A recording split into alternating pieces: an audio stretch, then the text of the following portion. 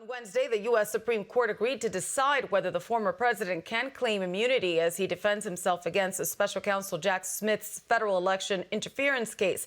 The justices have announced they will hear oral arguments the week of April 22nd, which means the speedy trial Smith has been hoping for will not likely happen. Earlier this month, the U.S. Court of Appeals for the D.C. Circuit had ruled that former President Trump is not immune from prosecution for the role he allegedly played in trying to overturn a 2020 election loss. Mike? Hunter Biden testified behind closed doors on Wednesday before both the House Oversight Committee and the House Judiciary Committee as part of the ongoing impeachment probe into President Biden. Oversight Chair James Comer said what they could do about hearing on Newsmax last night. It was very contentious. Hunter Biden was very combative. His attorney was even more combative than Hunter. We got a lot of stuff on the record that confirms many of the wrongdoings that we've discovered throughout this investigation, but we also got some discrepancies that some of Hunter Biden's associates testified with respect to Joe Biden's involvement, Joe Biden's knowledge. Hunter remembered some things very well, but some things, he couldn't remember very well. He played the drug card a lot. Chairman Comer says he will be releasing the transcript from the interview very soon. Greg. Another judge has decided to remove Donald Trump from their state's primary ballot on Wednesday in Illinois. Cook County Circuit Judge Tracy Porter announced she is removing the leading GOP candidate from the state's presidential primary ballot. However, her ruling was stayed while awaiting the Supreme Court's ruling on a similar action in Colorado. Back east in New York State, a mixed result Wednesday afternoon for Donald Trump when a state appeals court judge denied the former president's request to delay payment of the $464 million owed after Attorney General Letitia James' civil fraud lawsuit. But the former president and his sons are allowed to continue running their business during the appeals process. Trump, Donald Jr., and Eric were barred from operating their family business in New York for 2 to 3 years in the civil fraud case, division against the 2024 frontrunner. Trump dismissed the civil trial as a witch hunt throughout the process, accusing both Judge Arthur Engoron and Letitia James of serving as political operatives for Democrats.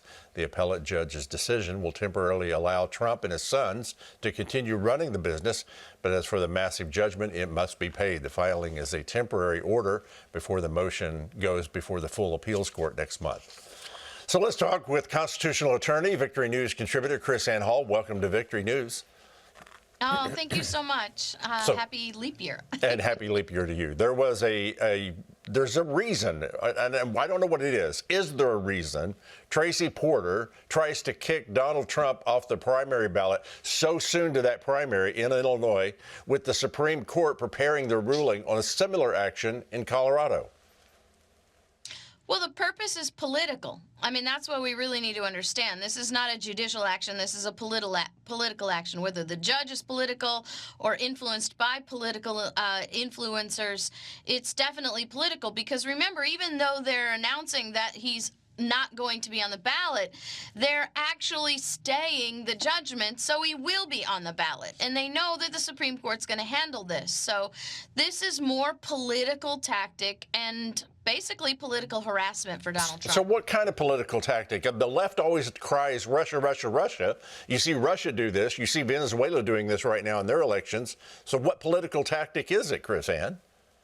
Well, this is straight up Marxist playbook tactic. So, I mean, they're Marxists. The Democrats have become full-on Marxists. So that's where we're going to see their techniques come from. Okay. So while former President Donald Trump and Joe Biden, now they both are visiting the Texas border today, Speaker Mike Johnson told Biden yesterday he can end the border crisis with the stroke of a pen. Here it is. I told him, Mr. President, if you just issue an executive order that reinstates Remain in Mexico, sir, the Border Patrol, the own Border Patrol, your agents told us it would reduce the flow by 70%, almost overnight. So Joe Biden told the speaker he didn't have the authority to do that. KrisAnne, how did he have the authority to end the Remain in Mexico and open the border policy, but he's helpless to reverse what he opened? Well, Biden is choosing to be constitutional in a hypocritical move. What he should have said to the Speaker of the House is, okay, Congress, order me to do this, and I will do that. Because that's what the U.S. Constitution says in Article 1, Section 8, Clause 15, that it's Congress's job to order a repelling of an invasion, and in Article 4, Section 4 as well. So what we need is Congress to tell the president, you have to do this, and then see if he will disobey. Okay.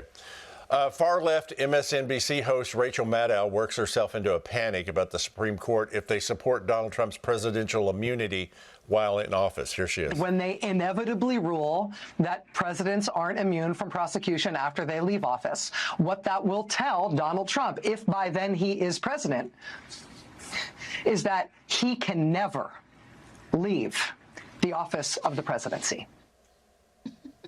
The left having a complete meltdown here because the Supreme Court decided to hear Trump's immunity argument in April. Is Maddow make-believe scenario of Trump remaining as president for life? Is that trying to scare voters to the polls? Well, sure, and it will influence some people who are not familiar with the fact that this is not Russia. This is not Russia. A president cannot stay in office for life. And immunity only covers certain aspects. So what we're going to see is, what will the Supreme Court hold for this immunity? Yeah. All right. Let me show you this. This is today's New York Post front page sharing Hunter Biden's defense yesterday on the Hill. He testified he was high or drunk while writing "Sitting Here with My Father," $5 million China shakedown text. But still, he got the money, counselor. How will that hold up in court? Voluntary intoxication is not a defense for any crime or any civil act for that matter. So by saying I was high or drunk, he doesn't even provide a legal defense at all. And bribery, if I'm right, bribery doesn't have to go to Joe Biden himself. It could go to a family member as well. Yeah. Yeah. Chris Ann, thank you so much. Back to you in just a moment.